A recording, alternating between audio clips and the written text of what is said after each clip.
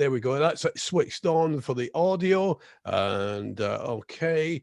I want to hurry up today because the sun's out. I don't want to miss it. You know, it might only be out for 10 minutes. You know what I mean? I've had a look at your face, and I think you don't need the sun anymore, mate. It's not. I honestly, I don't know why it looks red on here. It's I don't know, but it's that face is wow, mate. The trouble is the comparison to you and the Scottish blue that you are. It's a bit off-putting, isn't it?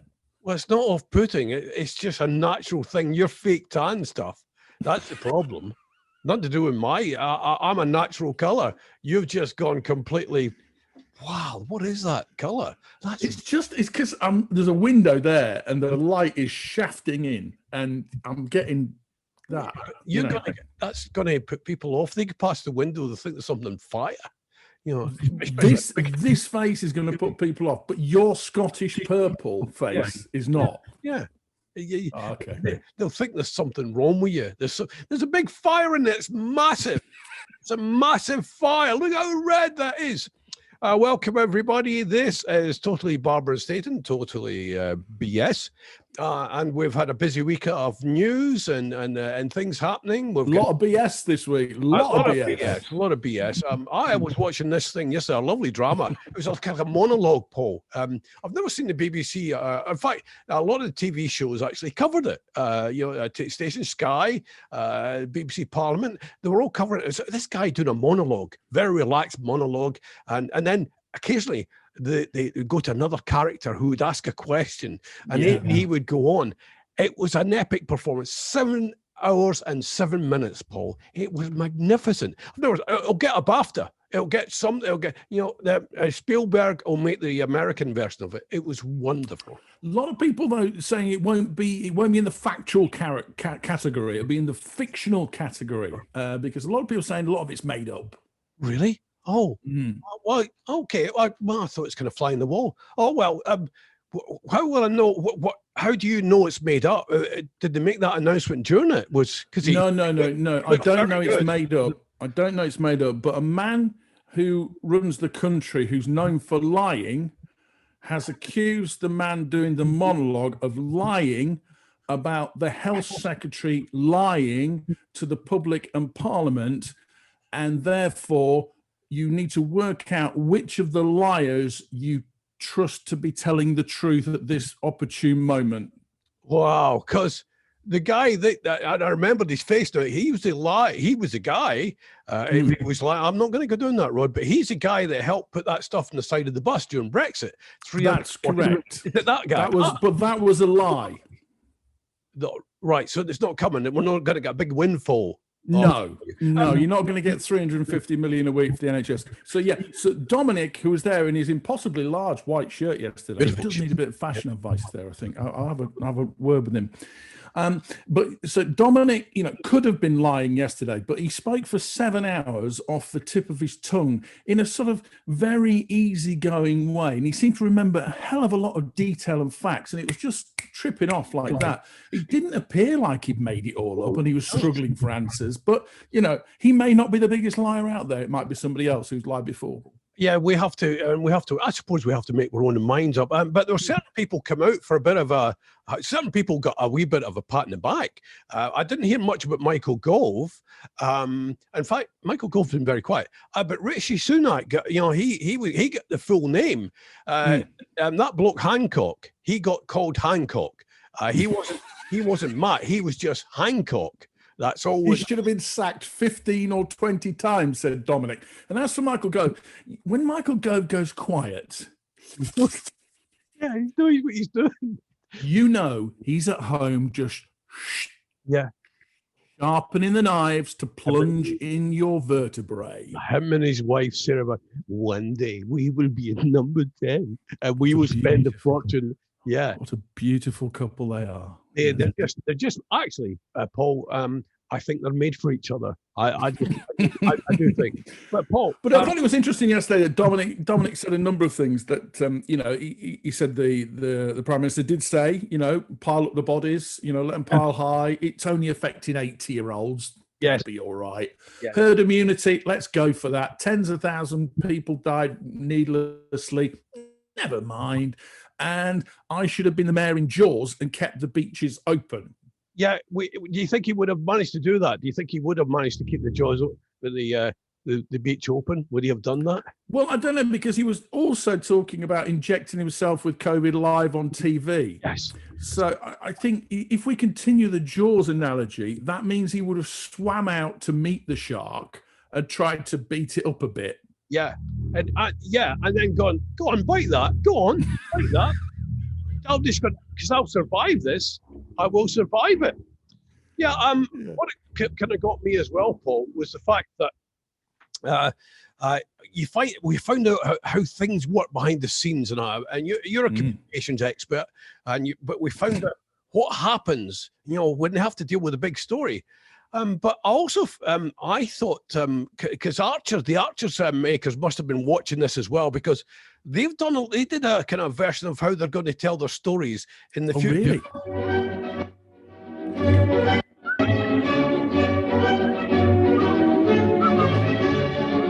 It's a great setup, isn't it? That was a great setup. Yeah, brilliant. Yeah, I think we got into that. Yeah.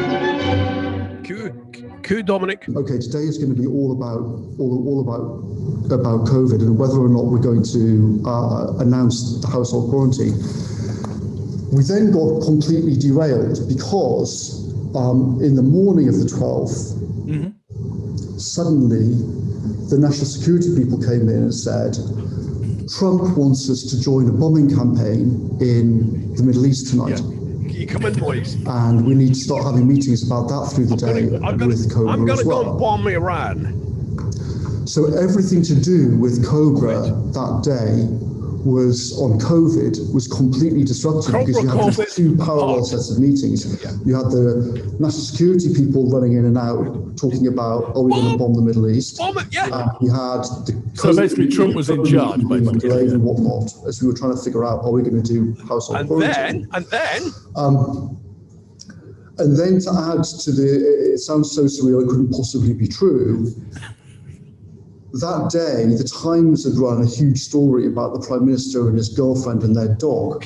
And the Prime Minister's girlfriend was going completely crackers about this story and demanding that the press office deal with that. So we had this sort of completely insane situation in which part of the building was saying, are we going to bomb Iraq? Part of the building was arguing about whether or not we're going to do quarantine or not do quarantine. Prime Minister has his girlfriend going crackers about something completely trivial.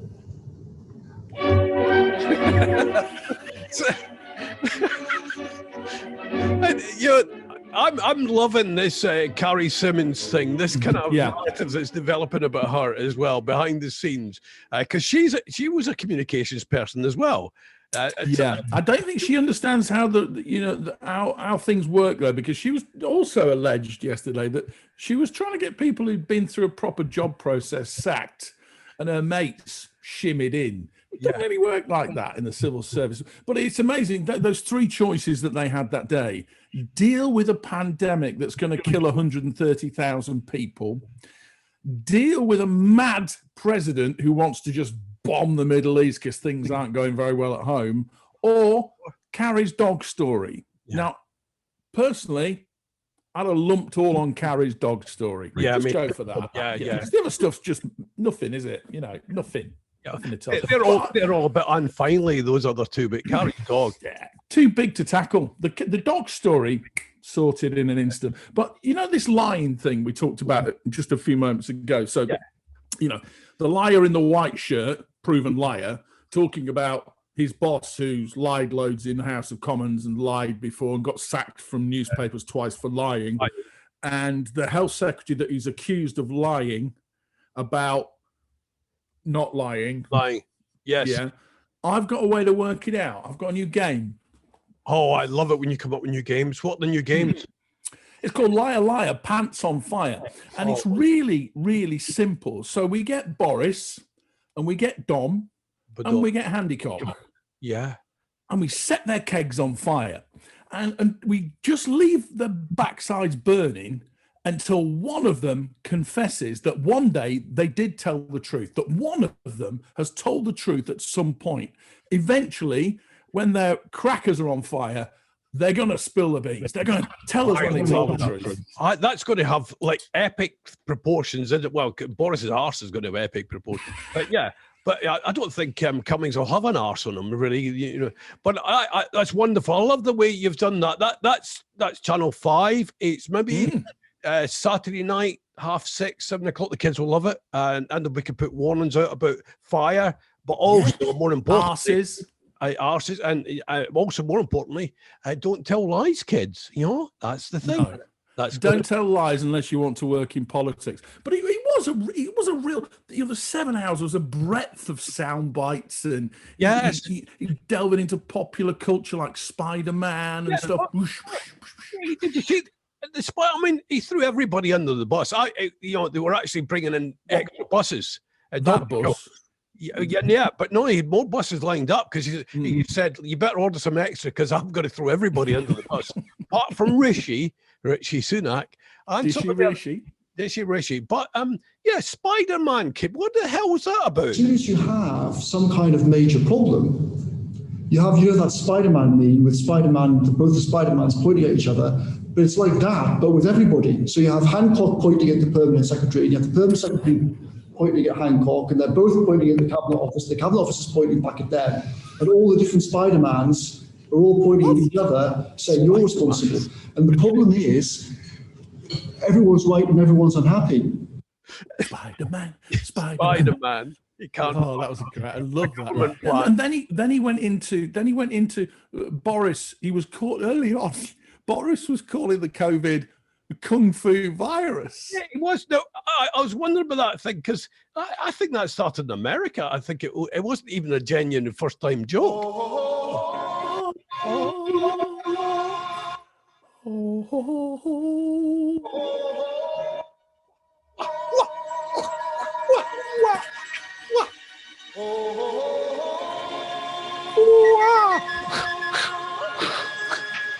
I used to love those kung fu films when they dubbed them so badly. The mouth was moving and the words were like. I don't know. Those cats were fast as lightning. Yeah. Kung fu was big in the 70s. Do you remember when it had a real renaissance, didn't it, in the 70s? And you had all the Bruce Lee films. You remember High Karate Aftershave with the lady? Yeah, where they coming down your shirt, grabbing your... Then there was that random white bloke wandering across continents, pretending to be Chinese, because Bruce Lee was supposed to get the gig. Yes. But then they gave it to David Carradine. What was that called? Was that called Kung Fu? That might have been called Kung Fu. I think it was called Kung Fu. But it was very philosophical, wasn't it? It was very philosophical. It was very moody, wasn't it? Yeah. It was kind of that whole thing of, everything had some kind of deeper thought. Which I'm quite surprised you watched it because you've never had one deep thought in your life. It used to cut back every now and again to the temple with Grasshopper, didn't it? Yeah. Well, they never bumped into the other boy with the wax on, wax off. I was surprised that it was only Mr. Miyagi. Yeah. No, that was the 80s, though, mate. You're the only other sort of kung fu god that was about in the 70s was Hong Kong Fu. Hey, listen, you want some good news? Yes, please. Nick Knowles has saved his job. Remember we were concerned that he was going to get the boot from DIY SOS because there's nobody else to take over from the boy. No. And because he'd done an advert for Cheerios or something like that. Shreddies. And the BBC, you can't do that. You're known for, and you were wearing a helmet. You were wearing so with the connection there. So we thought he was going to go, but the BBC make an extraordinary U-turn after the presenter breached the rules by starring in this. They've changed their minds. The BBC have reversed their decision, and he's going to be all right. DIY SOS carries on. Sponsored by Shreddies. I think it will be, yeah. I think, there'll be Shreddies. They'll go out for their breakfast in the morning. Hey, boys, we want a bacon butty? No, I would quite like some Shreddies. There'll be product placement. So you literally, because there's some product placement coming for ITV. Purple Bricks are going to be product placement on Coronation Street. Did you see that? That's true. It's true. I'm not making it up. There's going to be purple brick when houses go up for sale on Coronation Street. It'll be purple bricks. I never knew that. That is fantastic. Yeah. I don't remember seeing a for sale sign. No, but you will do now. Every third house, every week. It's going to be brilliant. Because I wonder now in DIY SAS, so when they're bringing the lorries in with the stuff, yes, they'll just have shreddies on the side, won't they? It'll just be product placement as it comes by. You'll just see a big shreddies thing. By the way, I do like the fact that you've actually changed the name of the program from DIY SOS to DIY SAS, which is a completely different show that I would watch tomorrow. I would better than DIY SS, of course. Yes, much better. Yeah, you don't want them boys coming around fixing your extension. But it got me thinking about product placement because like Midsummer Murders. I think there's an opportunity in Midsummer Murders for a bit of product placement for. Somebody like Aviva Life Insurance. That's probably. Oh yeah, or for that thing of getting cheaper funerals. You get a cheaper funeral. Oh yeah, get Eamon Holmes on. Yeah, Eamon Holmes. Oh, I don't know about you, but I've got a bad back. But I'll mix a cup of tea. And then his wife will come on with that thing for his feet as well. I mean, both of them must be furious because that was his gig. Both of them used to do the vibrator thing. Both of them's got his wine now. He's all right. But I thought Strictly Come Dancing could have a bit of product placement. Orange Tango, something like that. Oh yeah. And then the Simpsons play dough. Play dough. Nice. You've thought about this again. This is clearly production, and I'm very, very impressed with. You've put your heart and soul into it, and everybody loves a trier. Everybody. Hey, listen. Thanks, the other thing I'm bothered about, Paul, is I know you were talking about going for a holiday, and if you're going to go on holiday, you can't take your mullet with you. All right, you can't grow your. Got a mullet. That's not a mullet. That's just not comb. No, you know how you like to get your mullet out when you're away abroad, just to kind of get yourself, just relax, looking so prim and proper. Kim Jong-un has banned mullet hairstyles and skinny jeans. Well, you can get the skinny jeans, but amid fears of decadent Western influences among young North Koreans. So the mullet's out, my friend, and your skinny jeans, if you can get into them, you can't take them. Now, I wonder, do you think there are some fashions that maybe we should actually ban in the UK? I mean, Kim Jong-un, he's a trendsetter, and if he doesn't like mullets, what are the other things we could look at in the UK? Well, I am not a fan of the Speedo, particularly. It had its day, the Speedo, for a man, but I think certain countries, particularly Spanish, French, and Italian men that wear the Speedo, they leave things hanging out the side. And on a holiday, it's a bit off-putting, when somebody's walking by with, and especially when the wind's blowing. And the bushes, are going from side to side. You don't need that. I thought you meant like sandwiches and things. Okay, it's pubic hair sticking out the side. Let me spell it out for you. Well, okay. Well, I always shave down there. I have my mansplainer. I'm a manscaper. I have my big strimmer. And very often of an evening, if I'm sitting there with my shorts on, and Mrs. Barber will just say, "Hoy, come on, let's get you strummed."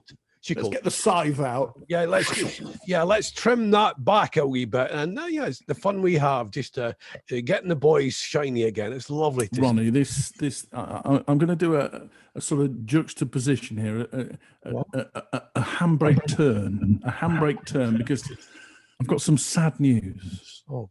What? Well, the head of motorsport, the FIA, Max Mosley, has died this week. Sadly, he passed. Yeah, he did, and an innovator for motorsport across the world in this country, a fighter for privacy. Yes, for obvious reasons. He's a complicated man with delicate private interests. Yes. And I'm pleased to say that, because obviously I've got contacts in sports still. I've been invited to the funeral, Ronnie. Wow! Oh, well, you can pay your respects then. Oh, that's nice. Yeah, but it's a strange dress code. It's GIMP mask or SS uniform, so I don't know which to go for. if well, I don't know if you get enough rubber for a mask for you. Go with your wear your SS uniform. Yeah, that's the one. You think? And take a couple of whips with you. A couple of whips and Jack boots or hush puppies. I go Jack boots, definitely. Jack boots is going to be the look for the day. Yes, yeah, I would go that way, definitely. It's going to be quite the event, isn't it? There's going to be a I think it'll be a spanking good send off. Yeah, I think it certainly will. And I would imagine there'll be plenty of places to kind of hang things, Paul. There'll be plenty. There won't be a problem with that. Places to put your keys. Yeah, put your keys, and maybe even there'll be some chains and things. It'll be there'll be chains and the rubber. The rubber's going to be lovely. Oh, that's nice. That's lovely. Yeah, I just see the coffin's going to be carried by 6 pit crew at 180 mile an hour through the graveyard chicane. Then they'll take a tight right-hander down the pit straight in front of the altar before taking the checkered flag for the last time and dropping him in. Brilliant. Brilliant. I thought they were going to actually change the handles, take it, get to the pit, change the handles, send them back out again. They'll take the knockers off. Yes. Will they? Yeah. And I think he quite liked that as well. All right. Well, we'll have tassels. Hey, do you want some other news as well? Yes, please. Well, I'll tell you some other news, my friend. The 7 items of clothing you must not wear to avoid a driving ban, because you've been guilty of driving bans in the past. You've just got your license back. Well, I'll tell you who might get one soon. That's MP for Peterborough, Paul Bristow, who's been speeding. What? Squeaky Clean Bristow? I don't know what it is about Peterborough MPs and the right foot. Because Fiona Onasanya. Yes. She had trouble with a speed camera in Thorney. Yes. I don't know whether they're trying to speed out of Peterborough or speed in. I'm not sure which it is, but Bristow's taken it on the chin. Fair play to him. He hasn't tried to lie about it or pin it on his brother. If he's got a brother, he might not have one. That's why. But he's took it on the chin. But yeah, he's been done for speed. Well, he's going to get done for it. Yeah. Yeah. Well, I partly had a bit of a sweary episode yesterday on the telly. Is that right, Mr. Bristow? Well, yeah. I mean, it was a bit weird because midway through the Dominic Cummings Truth Serum campaign, he came on Zoom and just dropped an F-bomb. Wow. I mean, and everybody went, what? What? Hey, that's squeaky clean. It's Bristow. He doesn't use language like that. Maybe he's getting tougher. Hey, Paul, no, maybe he just got the speeding fine through the post and it put him off. That might have been it. If you want to avoid a driving sort of ban or thing, don't wear a long skirt or a dress, Paul. All right, when you stop. I was going to do that tomorrow night. I'm going out. No, because you might get your feet, your dress stuck under your feet, and or very baggy jeans. And I always look at some of these pictures of you putting up about your ex-radio shows. You wore the same bloody stuff all the time. That Union Jack kind of t-shirt or sweatshirt, and the baggy jeans. What was going on there? You were representing the BBC. Yeah, but you know what they pay. Didn't have money for a second pair of jeans, mate. Hey. I do know what they pay, so let's not go there, right? Let's not go there. You can't wear flip-flops or sliders, all right? What? You can't, no flip-flops, so you can't nip out and say, what's up? High heels, and I know you like a high heel. You can't wear those as well. And the other one is slippers, Paul. Now, you have been known to nip out to the off license with your slippers on. Here he comes, Slipper Stainton, as they call it. So you won't be able to do that. So that's just a warning. That's one of the public service things we do on TBS. Yeah, it's bad news for Moccasin Man, isn't it? Bad news there. Yeah. Chunky boots as well. Don't wear your Doc Martens when you're driving. That was a big hit, wasn't it? Chunky boots, once upon a time. Oh, chunky boots! I loved them. I saw them at Glastonbury. Listen, you're having a little holiday, aren't you? You're going to the coast. Yeah, off to Southwold for a week with the family. Are we not doing this next week then? Are we? No, we're not doing it. I told you last week we weren't doing it this week. Last week. You'll just have to do something else with your time. I can't be looking after you the whole time. This is doing my head in here. I've got to do this. I thought this was sort of caring the community for you. I thought this is what you had to do. 6 weeks a year. This is for you. This one is. my little radio stations for my mental head. But so we won't be around next week. I'd love to be going away next week, but I've been looking at the sort of red list, amber list, green list. I'm not even sure what means go anymore. But Belarus is on the red list now. Have you seen that? Oh, what they got a big outbreak? Have they? They got a big outbreak? No. But they hijacked a plane in the week. They hijacked a Ryanair plane, and it was all a bit of a mistake, really, because I've heard on the grapevine it was a misguided attempt to increase tourism to the country, sort of aggressive tourism, because not many people were going. So the president said, "Look, get some people in. So nick some planes when they're on their way to Lithuania, pull them in." And we'll get the tourist dollar. I think Scotland are going to try it out soon because they're struggling. No, Scotland's not struggling, but I think it's not a great place to get a kidnapping done. It's not a great after dinner story, is it? No. I was once involved in a what over the Middle East? No. What, Russia? Was it Russia? No, Belarus. Where the hell is Belarus? You know, it's like a after dinner Minsk. Yes, yeah. Oh, wow. Hey, listen. I've got to ask you this as well. Did you watch the Eurovision in the end? Did you do the Eurovision? I watched a little bit of it, but I just kept thinking of those poor people on the plane, and it was a Ryanair flight as well, and lots of people going on about it, but Minsk is no further away from Lithuania than Bergamo is from Milan. So when you get on the, right, I don't think they've got anything to complain about, unless they got charged for a speedy exit, of course, because Ryanair are notorious, aren't they? They probably did. Well, probably, and of course, if there were any of the Belarusian KGB on that, they would have to pay to carry their guns, wouldn't they? That would be extra baggage. And there'd be an overnight fee for. Yes. I'm sure Ryanair would have charged them an overnight stay in Minsk. O'Leary would be like, "You're carrying Kalashnikovs. How many have you got?"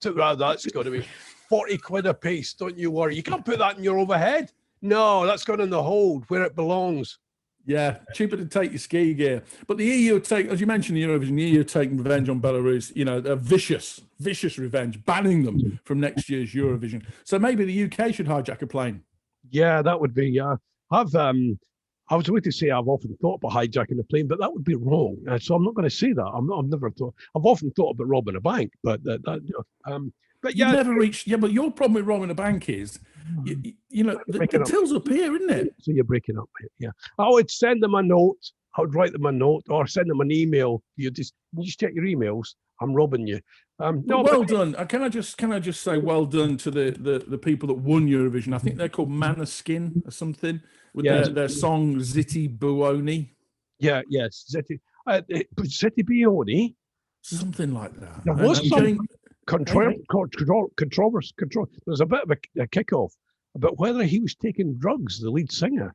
The Eurovision had an investigation into it, and they didn't see any drugs at all. There were no drugs at the Eurovision. They don't allow any drugs at the Eurovision. So I thought that's cleared that up, because I've often thought, I've looked at some of the acts, you're on it, mate. You're on it. But it's not. They don't allow drugs backstage at the Eurovision. They wear stuff like that freely, do they? Without having to take substances. Amazing. But well done to them. And our Eurovision contestant, of course, was James Newman. He scored nil points. Bless him. But in an effort to rectify that, Ronnie, I don't know if you saw this, but he drove home from Rotterdam at 120 miles an hour without lifting off. He sped through 50 red lights, and guess what? What? Still no points. Still no point. Yeah. But you. That's actually, that's a proper made-up joke. Thank you. But I'm just looking to next year now, Ronnie, because I don't know about you, but I'm getting a bit fed up of scoring nil point. Yeah. I'm just wondering who might represent us and do a better job. And I know we have this debate every year, but I'm just wondering who might do a better job. Bill Bailey's thrown his hat in the ring. Yes, he has, yeah. I'm a fan of his dancing, but I've not heard him sing. But I've heard on the grapevine, Ronnie. Go on. I've heard on the grapevine that the organisers are after somebody much, much bigger. Wow. Jeff Kane. Not girth bigger. All right. star bigger. Oh, yeah? right, yeah. So here you go. North of the border. Scottish. Yes. What else can I say? He likes a bit of tartan. Stuart's dead. Likes beautiful women. Oh. Goes sailing. Rod Stewart. His legs are always warm. He had a baby called Jane. Yeah. Rod Stewart in the Eurovision Song Contest representing Scotland and the rest of us. Wow. No, the UK. We're still together. Celtic. He'll represent Celtic. Yeah. Yes. The thing is, though, these days, I don't know if you know this about Rod. Have you been keeping up on Rod? Yeah, I have a Rod report. Yeah. Well, he doesn't do much singing, Rod. And he prefers to spend his days at the moment looking for crabs on Tolster Beach on the Isle of Lewis. You know, it's nice up there. Does he really? I don't You're nice. Yeah. He spends days and days and days up there looking for crustaceans with his half cousin twice removed, Margaret. I don't know if you've heard of Margaret. I've heard of Margaret, but I've never met her. No. Yeah. She's an inspiration to him, particularly the crab fishing. Some days they only find cockles, Ronnie. You know, some days they find the odd mussel. Now and again they hit gold and grab a crab. Nice, lovely, yeah. Yeah. Anyway, he's been contacted by the organisers, Ronnie. What are you looking at me like? He's been contacted by the organisers, and he said he won't do it unless his half cousin Margaret can sing with him too. Okay, well. So ask me, will he do it, Ronnie? Well, I've got to ask you that. Do you think he will Rod Stewart do it? He won't, Ronnie. Oh, but Maggie may. Yes! Yeah! Yes! Now, I've noticed how this story has gone from more or less at the start of the program, the show, and then it works its way to the end, right? Because they say always keep your comedy at the front of the show. All right. Yes. Well, that was we couldn't not start with liar's pants on fire. No, we couldn't. No. Well, listen, that was wonderful today. I made up joke that actually I was very proud of you there, but that was nice. I loved that. And once you see this, you'll hear this tonight. But what you've got to watch the film to see if Paul Stainton's face does explode by the end of the night. It's quite incredible. I can't believe that, Paul. I think I should get my blood pressure checked. Do you think that's what it is? I see that, or just have your face shrunk because that's red, man. That's really red. I'll get my wife to rub some yogurt on it later. Oh no, I've got a great story about somebody in yogurt. I can't do it. No, I can't do it. No, it's actually an admission by a couple that. No, I can't. No. It was ski yogurt, by the way, as well. Remember ski yogurt? Well, yeah, the one you can get up the mountain. Yeah, well, that's where it was ending, apparently. Anyway, I won't be here next week, but Stainton, why don't you do a Facebook Live for the listeners? Why don't you do that once in a while? I'll be honest with you, because I don't really like them that much. Well, that's funny. You say that because all the stuff we get about the program, the show, I can't know what the podcast is all about. Ronnie, we love you. Is it? Yeah. Is it really? Yeah. I do read Facebook, I do read the comments on Facebook. I am not ginger. I am the other thing, but I'm not ginger. You're not a ginger twat.